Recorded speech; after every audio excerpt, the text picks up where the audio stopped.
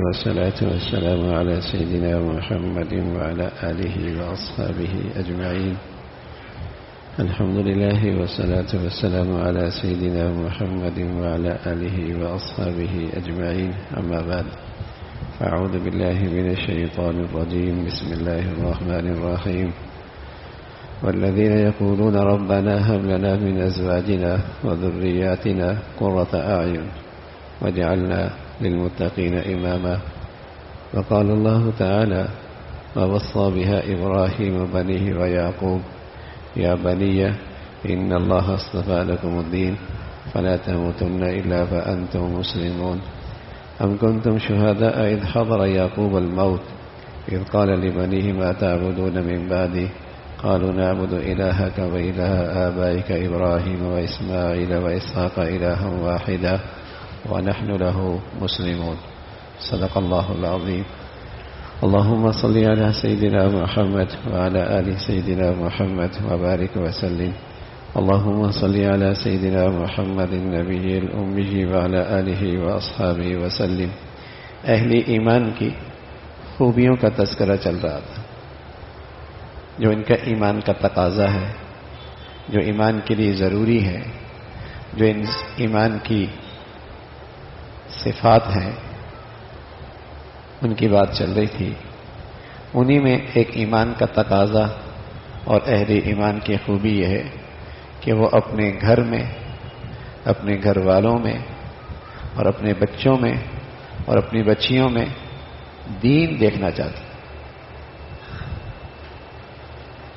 ایسا نہیں ہو سکتا کوئی مسلمان خوب دیندار ہو اور اسے اپنے گھر میں دین کی فکر نہ ہو. اگر اس کی نظر میں دین ایمان بڑی دولت ہے اور ہے بڑی دولت، وَلَوْ أَنَّ مَا فِي الْأَرْضِ جَمِيعًا وَمِثْلَهُ مَعَهُ لَافْتَدَوْا بِهِ، ساری دنیا کا خزانہ بھی ہو جائے تو تم دین کی کمی، ایمان کی کمی پوری نہیں کر سکتے. کل جب دین ایمان کی قیمت لگے گی اس منڈی میں تو چاہنے والے چاہیں گے کہ ساری دنیا کا خزانہ دے دیں اور اس دین ایمان کی کمی پوری کر لیں، تو وہ پوری نہیں ہو سکتی. سوچیے ذرا، زمین کے اوپر، زمین کے نیچے پہاڑ، سمندر، دریاؤں میں کتنے خزانے ہیں. فرمایا یہ سارا خزانہ بھی دین ایمان کی کمی کو پورا نہیں کر سکتے. یود الذین کفروا لو کانوا مسلمین، ہائے کاش کہ ہم مسلمان ہوتے. تو دین ایمان تو بہت بڑی دولت ہے. کسی کی نظر میں واقعی اس کی قدر و قیمت ہو تو وہ اپنی اولاد کو اس سے محرومی کیسے برداشت کر سکتا ہے؟ اگر واقعی اسے اپنے گھر والوں سے محبت ہے، اپنی اولاد سے محبت ہے، اپنی اہلیہ سے محبت ہے، تو وہ کیسے ان کو اس دولت سے محروم رکھ سکتا ہے یا ان کی محرومی دیکھ سکتا ہے؟ نہیں ہو سکتا. ہاں، اگر اس کا دین ماحول کا ہے، صرف رواج کا ہے، تو پھر تو یہ ہو سکتا ہے کہ کیونکہ وہ خود ماحول میں دیندار ہے، اولاد دیندار ماحول میں نہیں تو بے دین ہے اور اسے پرواہ بھی نہیں. ورنہ دین کی عظمت ہو، ایمان کی قدر و قیمت ہو، تو پھر تو اس کی پہلی ترجیح ہوگی کہ میرے گھر میں اور میرے گھر والوں میں بھی دین سب سے بڑی ترجیح بن جائے. یہ ایمان کا تقاضا ہے، یہ ایمان والوں کی خوبی ہے. وہ خود سے بھی محنت کرتے ہیں اور خود سے بھی تدابیر ایسی اختیار کرتے ہیں کہ میرے گھر کا ایسا ماحول ہو، اور ساتھ ساتھ اللہ تعالی سے گر گرا کر دعائیں بھی کرتے ہیں کہ اے اللہ میرے بچے اور گھر والوں کو ایسا دیندار بنا دے کہ دوسروں کے لیے بھی نمونہ بنے دینداری میں. یا ایھا الذین آمنوا قوا انفسکم واہلیکم نارا، ایمان والو تمہارے ایمان کا تقاضا یہ ہے کہ جیسے خود آگ سے بچتے ہو، ایسے اپنے بچوں کو اور اپنے گھر والوں کو گناہ کی آگ سے بھی بچاؤ، گناہوں کی آگ سے بھی بچاؤ. تو یہ ایمان کا ایک بڑا تقاضا ہے. تو اس تقاضے کے لیے پھر مسلمان تدابیر کرتا ہے. ایک تدبیر تو یہ کرتا ہے کہ گھر کی جو ذمہ دار ہوتی ہے بہو لے کے آ رہا ہے، گھر کا انتخاب کر رہا ہے، اس میں پہلی ترجیح دیکھتا ہے کہ اس میں دین ہونا چاہیے.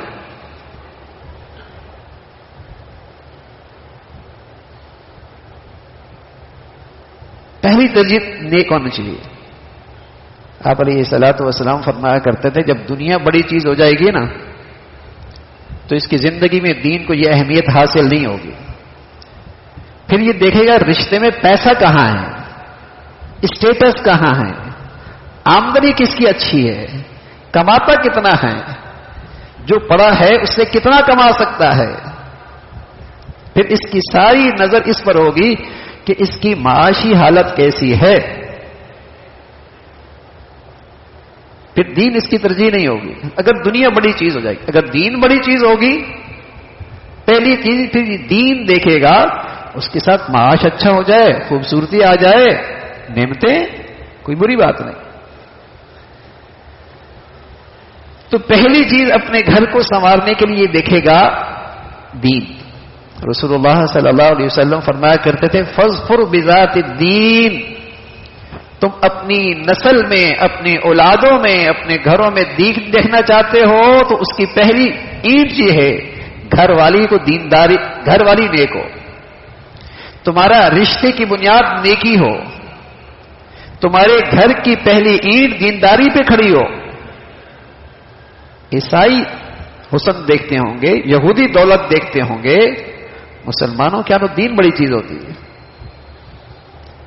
تو یہ پہلی چیز دیکھتا ہے دین کیسا ہے، کردار کیسا ہے، حیا کیسا ہے، عبادت کیسی ہے، خوف خدا کتنا ہے، صبر شکر کی زندگی کتنی ہے. فاظفر بذات الدین، دین دیکھو. ایمان کا تقاضا ہے تمہارے گھر میں دین ہو، تو پہلی چیز یہ دیکھتا ہے، دین دیکھتا ہے. اس لیے کہ گھر کی ذمہ دار ملکہ وہ نیک ہو جائے تو عورت نیک ہوتی تو خاندان نیک ہونے لگتا ہے، اولادیں نیک ہونے لگتی. مرد نیک ہوتا ہے تو فرد نیک ہوتا ہے. پہلی درسگاہ ماں کی گود ہوتی ہے. مائیں جب اسے سینے میں لگایا کرتی تھی تو پڑھتی تھی حسبی ربی جل اللہ ما فی قلبی غیر اللہ نور محمد صلی اللہ لا الہ الا اللہ. سینے سے لگاتی تھیں، سرانے پہ سناتی تھی، گود میں سلاتی تھی، کان پہ یہ ہاتھ رکھ کے یہ ایمانی کلمات پڑھا کرتی تھی کہ سینے سے جسم کی غذا جاتی تھی، اس کی زبان سے اس کی روح اور اس کی ایمان کی غذا جایا کرتے تھے. حضرت شیخ الحدیث مولانا زکریا رحمۃ اللہ علیہ فرمانے لگے کہ میرے والد مولانا یحییٰ کاملی رحمۃ اللہ علیہ، ہماری دادی ہمیں بتاتی ہیں کہ جب تمہارے ابا نے بولنا شروع کیا تھا تو اسے قرآن کی اتنی آیتیں یاد تھیں، اگر ان سب کو اکٹھا کیا جائے تو قرآن کا ایک پاؤ بنتا ہے. آپ کہیں گے یہ کیسے ہے؟ آپ اپنے بچے کے سامنے میمنی نہ بولے، صرف عربی بولے تو بچہ میمنی تو نہیں بولے گا، بولے گا تو عربی بولے گا نا. آپ اپنے بچے کے سامنے پشتو نہ بولے، صرف اردو بولے تو زبان کھولے گا تو اردو بولے گا نا. آپ اپنے بچے کے سامنے اردو نہ بولیں، انگریزی بولیں، جب بچہ بولے گا تو انگریزی بولے گا نا. اس معصوم کے کان میں جو چیز پڑتی ہے وہ اس کے دماغ میں نقش ہو جاتی ہے، اور جب زبان کھولتا ہے تو وہی زبان اس پہ جاری ہو جاتی ہے. تو مائیں اپنے بچوں کے سامنے اتنا قرآن پڑھتی تھیں، اتنا قرآن پڑھتی تھیں، اتنا انہیں قرآن سناتی تھیں کہ جب ان کی زبان کھلتی تھی تو انہیں قرآن کی کئی آیتیں بھی یاد ہوتی تھی. اور اب تو 60 سال ہو جاتے ہیں بھائی، زبان پہ قرآن نہیں آتا.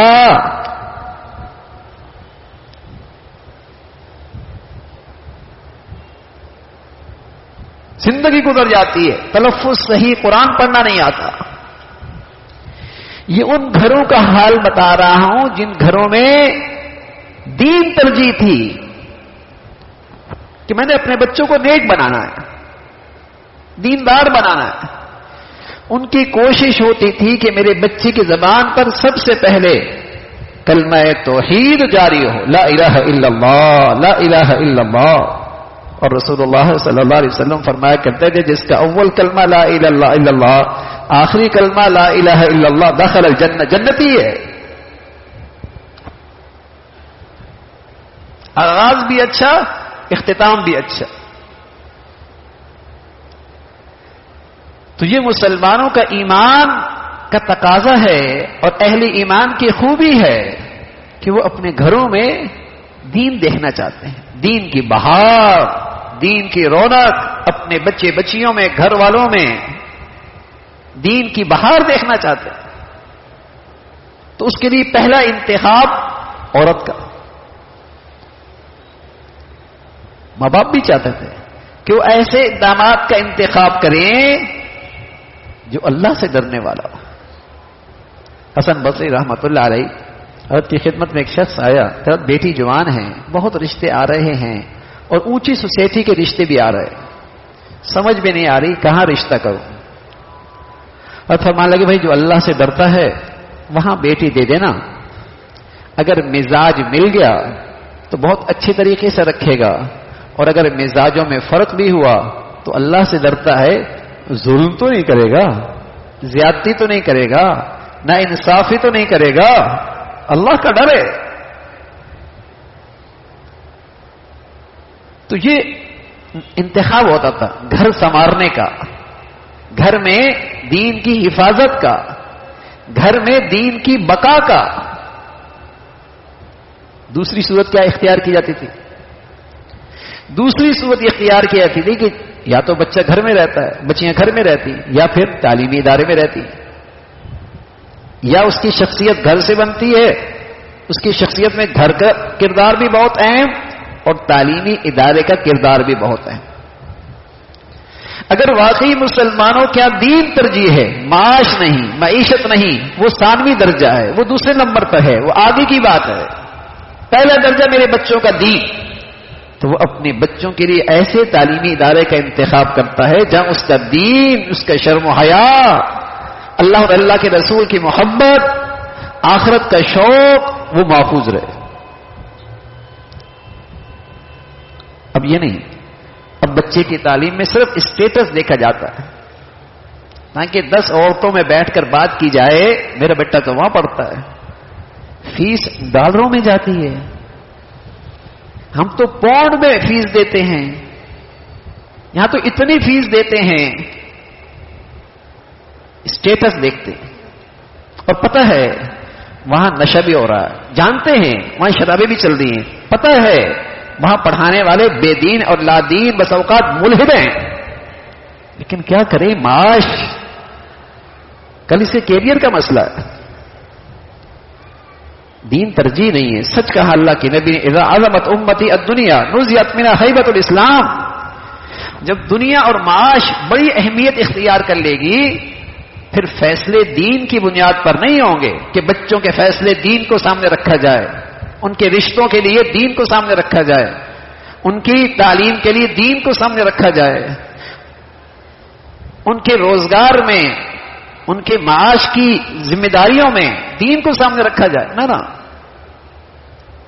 جب دین بڑی چیز ہوتی ہے تو گھر میں بھی دین کو ترجیح، اس کی تعلیم میں بھی ترجیح، اور تیسری چیز جہاں اس کی معاشی ذمہ داریاں ہیں، جہاں اس کی معاشی مصروفیات ہیں، تو وہاں بھی دیکھا جاتا ہے کہ وہاں کہیں اس کا دین تو خطرے میں نہیں ہے، کہیں ایمان تو خطرے میں نہیں ہے. لیکن جب دین اور ایمان کی قدر و قیمت نکلتی ہے تو یہ شراب کی دکان پر بھی کسی ہندو کا ملازم بن کے شراب بھی بیچ رہا ہوتا.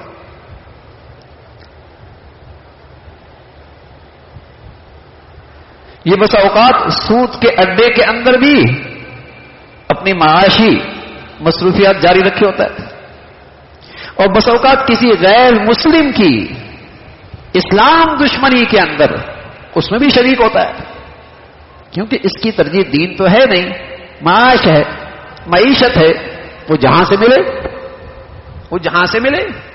اس لیے کہ اس کی ترجیح ایمان دین تو ہے نہیں، معاشی آمدنی ہے وہ جہاں اچھی ملے گی یہ وہاں جائے گا. تو یہی تدابیر مسلمان اختیار کرتا تھا کہ گھر والی کا انتخاب، گھر کا ماحول کیسے، تعلیمی ادارے کا ماحول کیسے، باقی اس کی زندگی کے مصروفیات کیسی ہیں، دین بچ جائے. جب یہ ساری تدابیر کر لیتا تھا تو پھر اس مسلمان کی یہ دعا ہوتی تھی، ربنا هب لنا من ازواجنا وذرياتنا قرة اعين واجعلنا للمتقين اماما. یہ قرآن میں دعا موجود ہے اور اللہ کے نیک بندوں کی دعا ہے، ایمان والوں کی دعا ہے کہ پھر یہ اللہ سے دعا کرتے ہیں، اے اللہ جو میرے سے تدبیر ہو سکتی تھی، کوشش ہو سکتی تھی، محنت ہو سکتی تھی، وہ تو میں نے کر لی. اب آپ سے التجا ہے، آپ سے درخواست ہے، آپ سے فریاد ہے، ربنا هب لنا من ازواجنا. یہ هب لنا کا لفظ ایسا ہے، یہ وہاب سے، وہ وہاب کہتے ہیں اے اللہ آپ تو بغیر اہلیت کی بھی نصیب فرما دیتے ہیں. میں اس اہل تو نہیں، میں اس قابل تو نہیں ہوں، تو بہت نالائق ہوں، تو نہ اہل. ہاں لیکن اے اللہ تو نہ اہلوں کو بھی نواز دیتا ہے، نہ لائقوں کو بھی عطا فرما دیتا ہے. میں اس کا مستحق نہیں ہوں، میں تو محتاج ہوں آپ کا. یہ ہے وہاب کا میں نے. ربنا هب لنا من ازواجنا وذرياتنا قرة اعين. اللہ میری گھر والی، میرے گھر والے، میرے بچے، ان کو میری آنکھوں کی ٹھنڈک بنا. اور ٹھنڈک کب بنتے ہیں ایمان والوں کی آنکھوں کی ٹھنڈک؟ جب وہ نیک ہوتے ہیں. وجعلنا للمتقین اماما. اللہ انہیں ایسا پرہیزگار بنا دے، ایسا متقی بنا دے، ایسا نیک بنا دے کہ یہ دوسروں کے لیے بھی پیشوا بن جائیں، نمونہ بن جائیں. یہ ہے ایمان والے کی دعا. تو میرے عزیزو، اپنے گھر والوں کے لیے آپ بھی مستقل اس دعا کو معمول بنائیں. جب بھی آپ دعا کریں تو اس دعا میں یہ بھی شامل کریں کہ اللہ ہمیں نیک بنا دے، ہمارے بچوں کو نیک بنا دے، ہمارے گھر والوں کو نیک بنا دے. ربنا هب لنا من ازواجنا وذرياتنا قرة اعين واجعلنا للمتقين اماما. تو اللہ تعالی ہمیں ایمان کی یہ خوبی اور ایمان کا یہ تقاضا بھی پورا کرنے کی توفیق نصیب فرمائے. اللهم لك الحمد كله ولك الشكر كله. اللهم أعنا على ذكرك وشكرك وحسن عبادتك. اللهم أعنا على ذكرك وشكرك وحسن عبادتك. نستغفر الله ونتوب إليك، نستغفر الله ونتوب إليك.